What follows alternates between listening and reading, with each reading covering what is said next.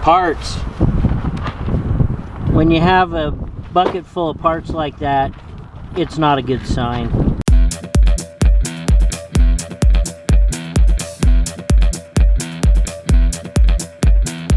Ruh-roh. What? You're missing a leg.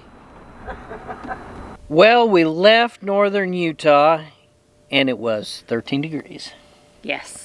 And we stopped at the Maverick in Fillmore to top off with fuel, and Mom and Dad had to dump their tanks and fill. Right. They didn't want to do it when we left. Right, where it's cold. And everything was fine until we got to Mesquite. So the worm gear is not stripped, the nut is fine. But from the best that we can figure out from disassembling this, that inner leg is just bound up in the housing, which of course, when activating the motor, sheared the pin on the back side of the planetary gear, because it just wasn't able to lift or lower that leg inside that housing. This is the new one, made in America, and we'll put it back in. Heave ho. Probably be at least, let me see, at least up there. Is it down on? I think it's where it needs to be, right there. Like it's probably in the right place. Got that down in, and 2 bolts. Yep, 2 bolts. One bottom, one top. Then got a bolt down here, and one up here at the top that holds that leg in. Because of these JT strong arms, this hole right here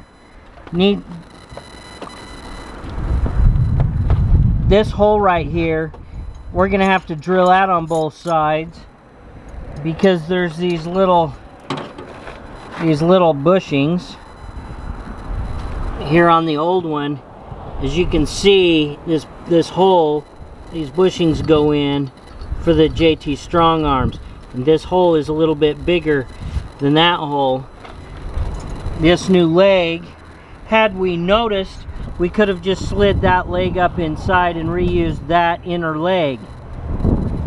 Unfortunately, because of the height of the trailer, can't drop that out, so now we're just going to go ahead and drill those out.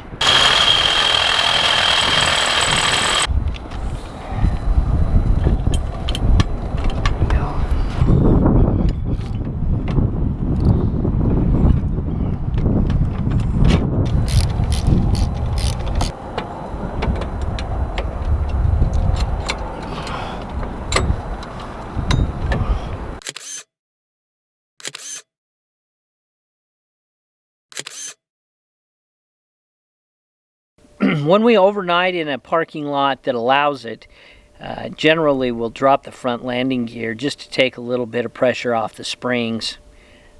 It's just something we've always done. And that went fine for us, but when Mom and Dad went to drop their front jacks, yeah, always something. But it worked out okay. You and Dad fixed it. Mom and I ran errands while you were doing the repair job, and then off we went. You know, when you're traveling together, it's certainly nice, because we were able to run into St. George and pick up the parts that were needed to resolve that issue, and it really didn't hold us up any more than the frustration of actually having to do it. But yeah, a couple hours. So their trailer is now has brand new landing gear, and I bought a spare just in case. All the spare parts we carry.